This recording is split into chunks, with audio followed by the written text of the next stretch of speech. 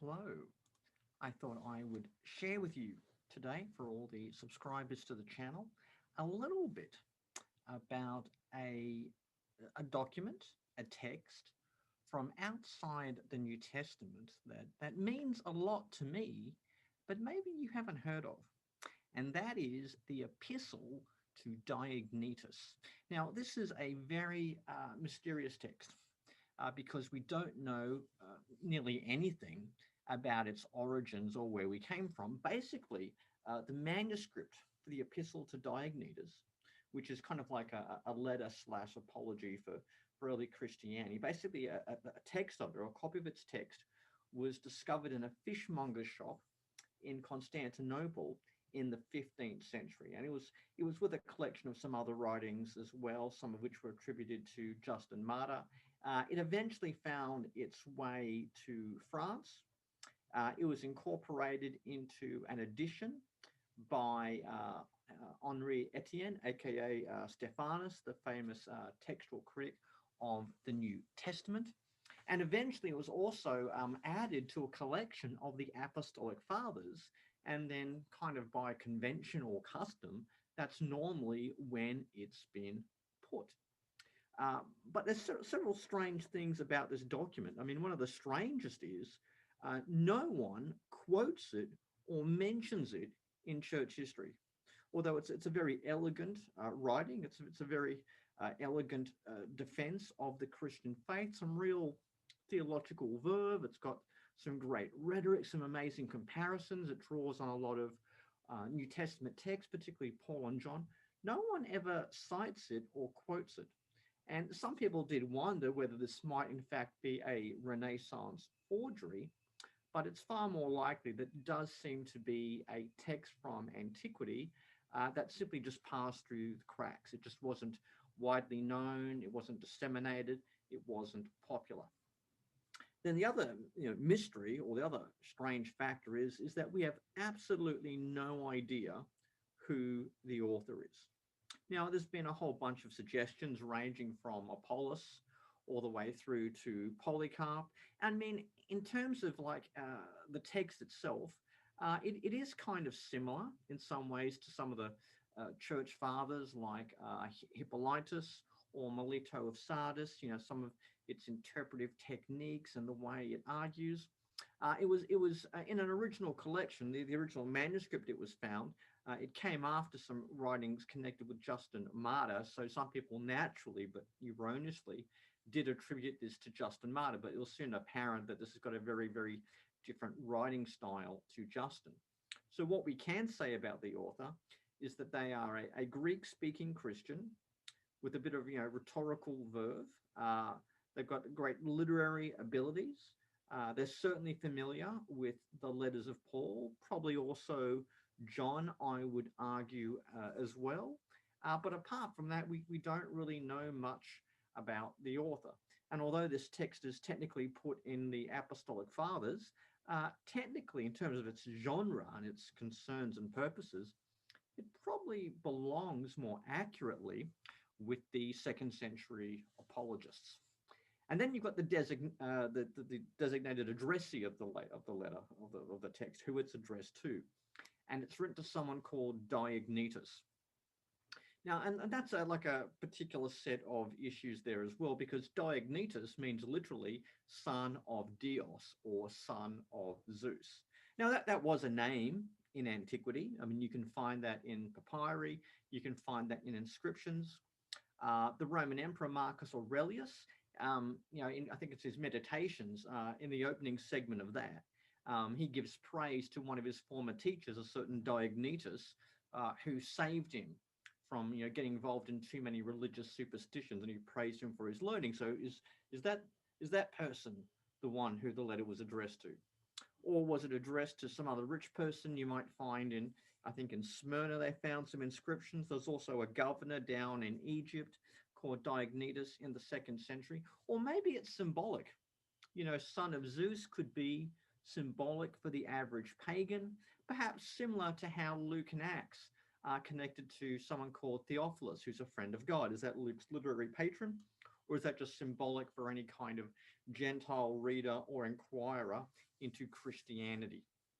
The other thing that's a little bit vexing about the letter is the date, because we don't really know anything about its provenance, its circulation, and its transmission. The date itself is very open-ended. Most people tend to favor a date in the late 2nd century, and probably the later, the better. Maybe as early as 150, maybe early 3rd century, but generally late 2nd century makes sense because it has the closest affinity to other late 2nd century writings. And as I've said, it's also should be counted amongst the apologetical works of the 2nd century. So that's pretty much the problems and what we know about the Epistle to Diognetus in terms of addressee and authorship. But it's really the contents of this letter, this apology, that I want to talk about. Now, it's got 12 chapters, but the last 2 probably are not intrinsic to the work, because you've got this type of letter apology in the first 10 chapters, and the final 2 chapters are more like a homily on the incarnation of the Word, where you've got this, wonderful statement about how great the Word is that's been given to humanity. And the Word is both a teacher and something that is taught. And then you've got like an allegorical sermon or reflection on Genesis 2:9 about the tree in the middle of the garden, that type of thing.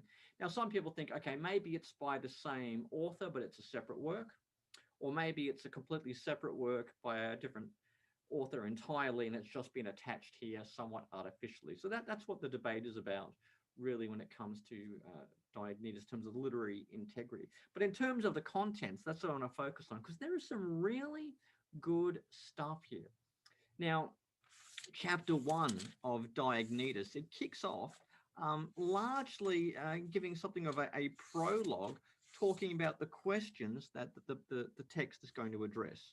Okay, it's going to talk about what God Christians believe in, how they worship him, why this new race has suddenly arisen, why these Christians suddenly come on the scene now and not earlier, and what is the nature of their love for one another. So that kind of sets the scenes for the sort of contents that will be addressed in the text. Then he does something very similar to what Paul does in the opening of Romans.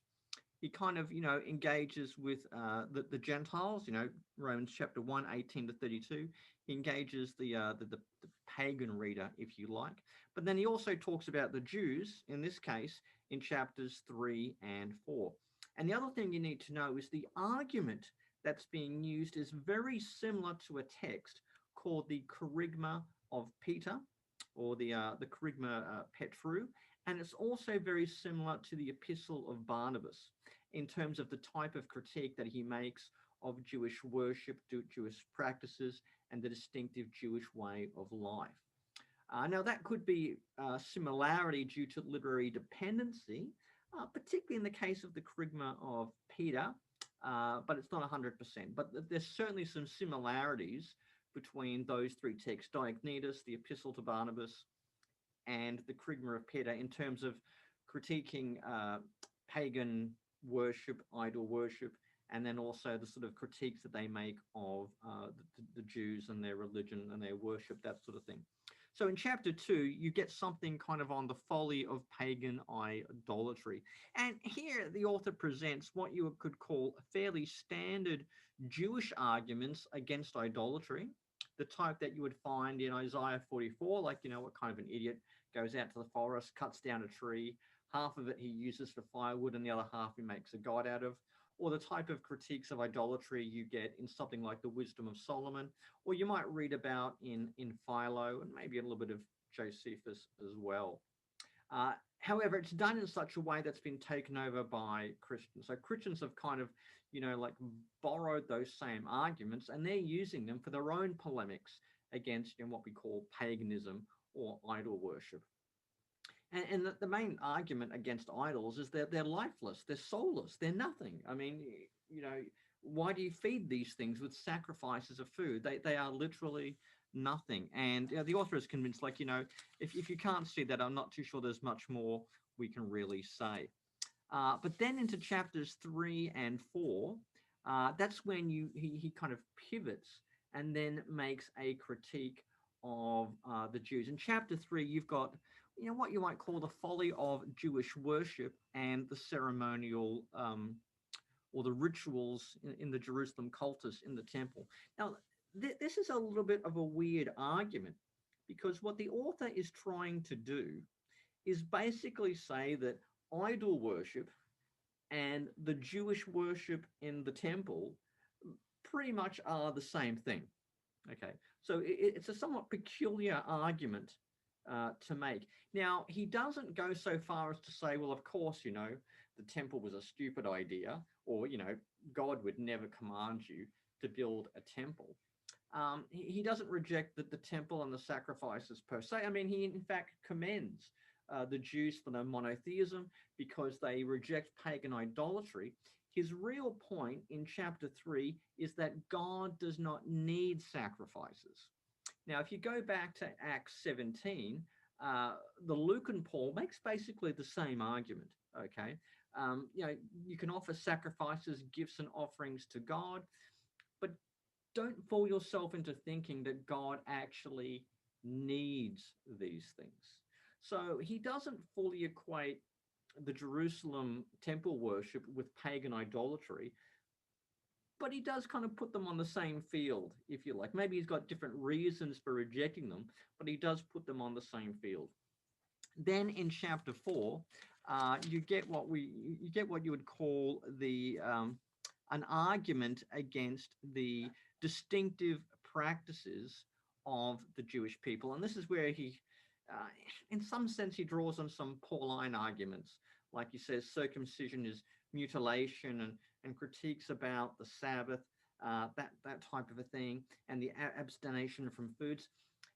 He draws a little bit on Paul, but you get the impression that he's in fact probably more influenced by the standard sort of denunciation of the Jews you might find from a Roman author, particularly someone like a Tacitus. If you read Tacitus's book, The Histories, he's got some real nasty things to say about the Jews and their peculiar way of life. He seems to be rehearsing Roman literary elites' revulsion towards the Jews and their distinctive way of life, but he does it borrowing, I think, on a little bit of Pauline language. This, I think, is actually the low point of the letter, because these arguments are not remotely persuasive, because you simply have to ask the question, well, if all these things are so bad, why did God institute them in the first place? Circumcision is commanded. It's not something that the Jews developed themselves. Now, I'm sure the author would have, his or her own response to that type of thing. But this is the part of the letter I don't find particularly persuasive. And the way to appreciate it, I think, is you're dealing with a generation of Christianity that is becoming more unmoored, okay, or unhitched from its Jewish roots, okay? And it's also in a very polemical sectarian context where Greeks, Romans, Jews, and like everyone's at the Christians' throats. So they're trying to carve out some specific territory, distinguish themselves from the average Greek religion, but also from the Jews as well. But the argument that's being used here, quite frankly, it's about as convincing as vows of fidelity at a Trump wedding ceremony. And that's to say something. But after that, we get into what I think is clearly the highlight of the letter, and that is chapter 5. Now, chapter 5, I think, is terrific because this is the point where the author starts to talk about what is distinctive about the Christians and their peculiar way of life. Now, he actually talks a lot about what is not distinctive about them, how Christians have the same sort of speech and language and dress and customs of food and everything like that. But then he shows how their life is distinct and how it leads to something that on the one hand can promote revulsion, revilement, and persecution from pagan authorities, but at the same time also provokes admiration. And that's the type of irony you find here. These are the things that mark us out distinctive from, the pagans or the Jews. And some of us hate us for these things, but at the same time, people admire us. It's an argument that's got a lot in common, I think, with what Paul says about his own ministry. Um, how, when they're insulted, they respond with blessings. I think you get that in what, 2 Corinthians 5, maybe 2 Corinthians 4. It's got a lot of traction there, but let me read to you, and I'm reading from Holmes's translation. I think this is a wonderful part of the letter, and certainly worth knowing about.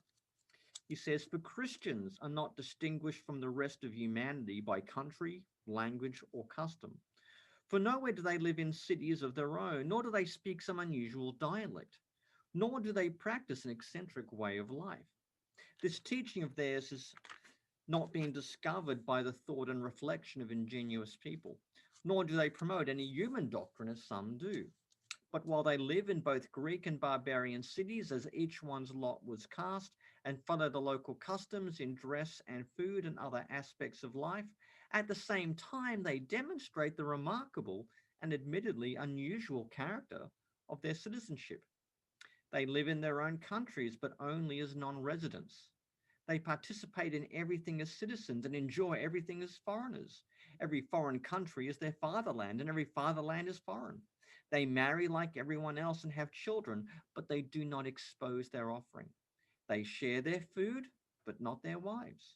They are in the flesh, but do not live according to the flesh. They live on earth, but their citizenship is in heaven. They obey the established laws. Indeed, in their private lives, they transcend the laws. They love everyone, and by everyone they are persecuted.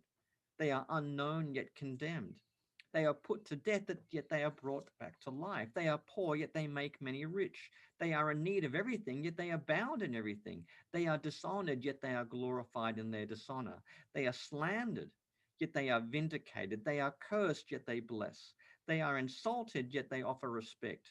And when they do good, they are punished as evildoers. Even when they are punished, they rejoice as though brought to life. By the Jews, they are assaulted as foreigners, and by the Greeks, they are persecuted. Yet those who hate them are unable to give a reason for their hostility. I think that's one of the most sublime statements in all of ancient Christian literature of how Christians are to live in the world, kind of in the world, but not of the world, in the world, but with a distinctive way of life that is meant to be attractive, and to the point that even those who hate them cannot really rationalize their hatred. That's chapter 5 of the Epistle to Diognetus. In chapter 6, the author then kind of uses an analogy of Christians are in the world, or Christians relate the world like a soul is to the body, kind of like an inner life-giving power. And even though the soul may seem invisible, even though people mistreat their soul and they feed the flesh rather than the soul, Christians really exist for the betterment from the world. And this is a sort of an argument that's got some points of contact with Plato and Platonic literature, that type of thing. So that's chapter 6. Then in chapter 7, which I think is something of a transitional section, you get a statement about God's purpose in the world takes place through his word.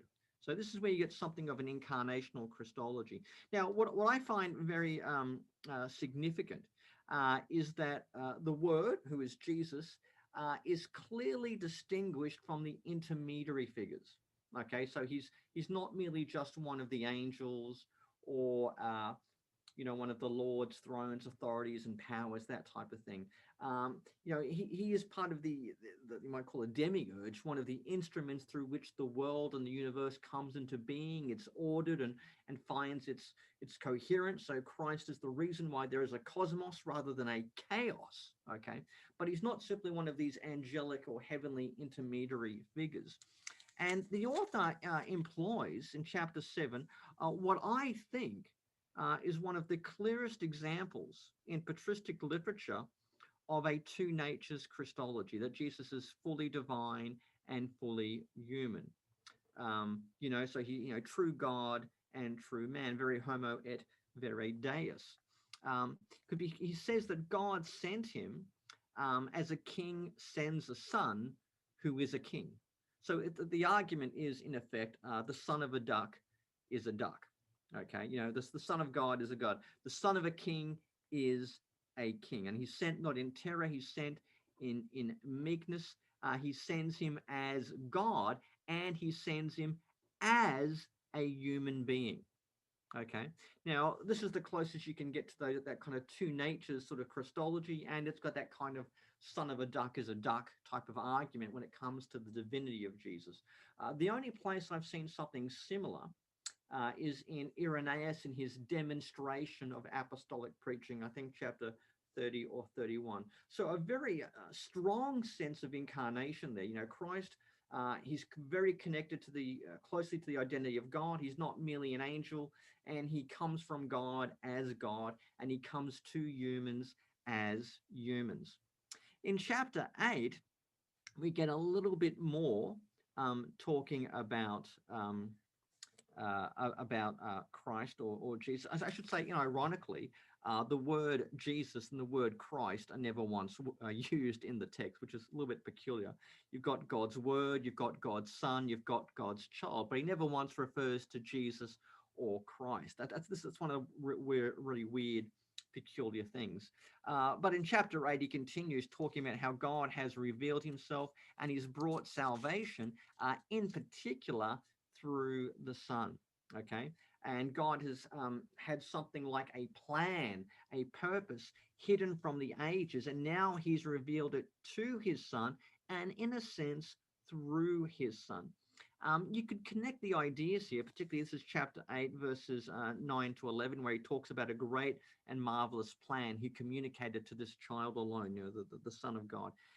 You could argue this is a theological equivalent to a kind of intertrinitarian covenant. You know, so for all you Presbyterian covenant theologians out there, you should get really excited about the Epistle to Diognetus, chapter 8, because this, I think, is the closest you're going to find in patristic literature in a kind of, you know, intertrinitarian covenant. You know, it was a pactum salutis, I think it's called, between Father and Son about redemption. Then it sort of continues in chapter 9, largely talking about the Christian God's power to salvation, how this God is mighty to save, how it's through this Son, through this child, that God has acted now, kind of passing over the previously committed sins, taking people from the season of unrighteousness into the season of righteousness. And then you get another type of, dare I say, crescendo in the letter, a type of building up to a climactic moment where we have one of the most, I think, richest descriptions of the atonement in a little bit of proto-reformed theology, particularly concerning justification. This is what the author writes. He says, he, God, did not hate us or reject us or bear a grudge against us. Instead, he was patient and forbearing. In his mercy, he took upon himself our sins. He gave himself up as his own, gave up his own son as a ransom for us, the Holy One for the lawless, the guiltless for the guilty, the just for the unjust, the incorruptible for the corruptible, the immortal for the mortal. What else but his righteousness could have covered our sins? In whom was it possible for us, the lawless and the ungodly, to be justified except in the Son of God alone? And then, like a little piece of Puritan theology falling from the sky, the author says, oh, the sweet exchange. Oh, the incomprehensible work of God. Oh, the unexpected blessings, that the sinfulness of many should be hidden in one righteous person, while the righteousness of one should justify many sinners. Now, you can appreciate I think the intensely Pauline language there. And I think this is good proof that, dare I say, substitutionary atonement or something like it certainly existed in the patristic church. It wasn't invented by Anselm or Luther or Calvin. You do find this type of theology in the church fathers. In fact, top of my head, you could probably find the same thing in Athanasius. Very strong sense, I think, of justification, as at least forensic about our status going from unrighteous to righteous, you know, sinners becoming just. But there may be a transformative element there as well, but that's a debate for another day. Then in chapter 10 of the letter, this is coming to the close of what was probably the extant letter, you get a section on the imitation of God. Now, the imitation of God was a very important theme in ancient religious literature. You can find that in Plato. Paul talks about it in Ephesians 5, chapter 1, and he talks about how people should be imitators of God. In fact, when you become a personal benefactor to someone, you almost become like a little miniature God to them, if you like. So the letter kind of finishes off with that sort of ethical exhortation. Of course, as I've said, you've also got these two other chapters attached at the end, chapters 11 and chapters 12, which I don't think are part of the work originally, which I don't think necessarily by the same author. But to be honest, there's just a big question mark here. We simply don't know. But chapter 11 is really a celebration of the incarnation of the Word, the coming of the Word into the world, the Word who was himself a teacher and is now taught by the apostles and shared in the rest of the world. And then in chapter 12, you get a wonderful statement, more like an allegorical exegesis of Genesis 2:9. And it really focuses on the theme of knowledge, okay? The type of knowledge that you get from God, the type of knowledge that God desires. And it ends with its own kind of, benediction. The Word rejoices as he teaches the saints, as the Word through whom the Father is glorified, to that kind of a thing. So that, in a nutshell, is a kind of rough summary of the Epistle to Diognetus. Now, a number of things I think you can take away from it. First of all, we have to accept the somewhat mysterious, unknown, and enigmatic origins. I mean, why is a wonderful text like this, an apologetic tract, pretty much unknown in the early church? I mean, that's a serious question. Secondly, I think it also attests the reception of Paul's letters and Paul's thought in the second century church. So it tells you the sort of ways in which Paul is being used, deployed, interpreted, particularly in argumentative or polemical context against pagans, against Jews, that sort of thing. So it's a very important text for the reception of Paul. And I would also add as well the reception of John. While Paul might be the main theological influence by far, there's also a number of Johannine themes coming through as well, particularly on the incarnation of the Word.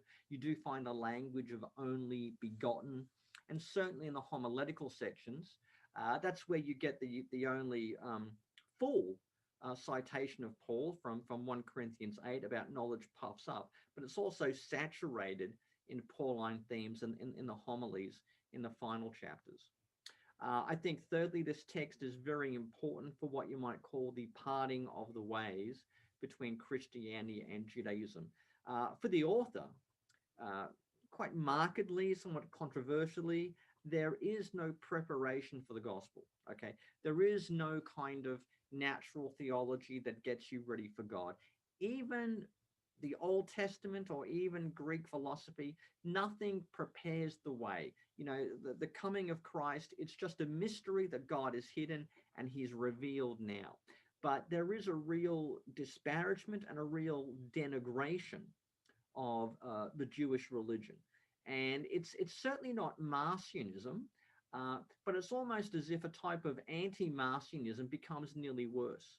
Because you remember, Marcion was one of those second century Christian teachers who said, God has sent Jesus to save us from the God of the Old Testament, that type of a thing. Whereas the author is saying, oh, look, the problem is not with the God of the Old Testament. The problem is with the Jews, okay?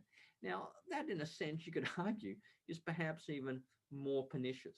Offenses to the gods are the God's own affairs. But he's saying, no, the problem with the Old Testament is not the God of the Old Testament. The problem is solely and exclusively with the Jews, with their type of worship in the temple, because God does not need it, and the whole, circumcision, Sabbath keeping, and all that sort of nonsense. God doesn't really need that either. It doesn't relate in the letter to this concept of promise and fulfillment, or he does not have a good theology of law and gospel that are adequately balanced between the continuities and the discontinuities between the Old Covenant and the New Covenant. That said, I would say fourthly, a wonderful statement of the Incarnation in chapter 7. I think this is really one of the things that kind of gives you a hint about where the church is going, maybe in a type of pro-Nicene way. Now, to be honest, okay, I'm not saying that the Epistle to Diognetus is exactly the same as the Creed of Nicaea. No, I'm not saying that, but it's saying the type of stuff that would have currency, would have relevance, and the same sort of arguments that are going to be used later. Also, as I said it too, in chapter 9, great statement of the atonement. And you can read some really good articles, a book about that by Brian Arnold, I think from Phoenix Seminary. He's got a great book about justification in the 2nd century, and I really would recommend his section and what he says on the Epistle to Diognetus. There's also a very good article, I believe, by Brandon Crowe from Westminster Seminary, who's also got a really good article about justification in the Epistle to Diognetus. Beyond that, I think what I'm on to now, fifth? Wonderful statement about how Christians are a type of third race. Now, that designation of Christians as a third race, you can find it implicitly, I think, in the Kerygma Petru, the preaching of Peter, and also another apologetic word called Aristides. It's a little bit controversial. People from the Paul within Judaism school of Pauline studies don't like that idea of Christians as a third race, but I think it's pretty much implicit in Paul's own letters as well. 1 Corinthians 10:32 says, "Give no offense to Greeks, Jews, or the Church of God." And I think people like E.P. Sanders and N.T. Wright would endorse that kind of third-race theology that comes from Paul, but is then developed in the patristic church. And certainly it crystallizes in the Epistle to Diognetus, especially in chapter 5, talking about the role of Christians in the world to be similar yet different, and they are a force for good as a soul is to a body. So that, in a nutshell, is the Epistle to Diognetus. It's one of my favorite texts from Christian antiquity. It's definitely worth reading. So rather than read another Left Behind novel, rather than read or go watch God's Not Dead number 6, Jezebel's Revenge, rather than read another prairie romance novel or anything like that, I really do recommend getting to some primary texts, some primary sources from Christian antiquity. I think you'll find that they are very rewarding on their own, but they'll also help you understand a little bit about the New Testament and the early church. So do check them out. I'm using the translation by Holmes, Michael Holmes. What is also good too is the translation on Logos by Rick Brannon. That's pretty good too. And let me add, if you want one commentary on the Epistle to Diognetus, you can't go past Clayton Jefford. In fact, this commentary is so good, I find it rather despairing, because I was hoping to write my own commentary on the Epistle to Diognetus one day, but this is so good, to be perfectly frank, I don't think I'm even going to bother. So thank you very much, Clayton Jefford, for ruining my literary ambitions on that front. That's the Epistle of Diognetus. I hope you've enjoyed watching it. I've certainly enjoyed explaining it to you. It's one of those little gems from the Apostolic Fathers that gets glossed over. It's not as sexy as the Didache or the Letters of Ignatius, but it is certainly, definitely worth knowing. And I hope you've enjoyed that summary.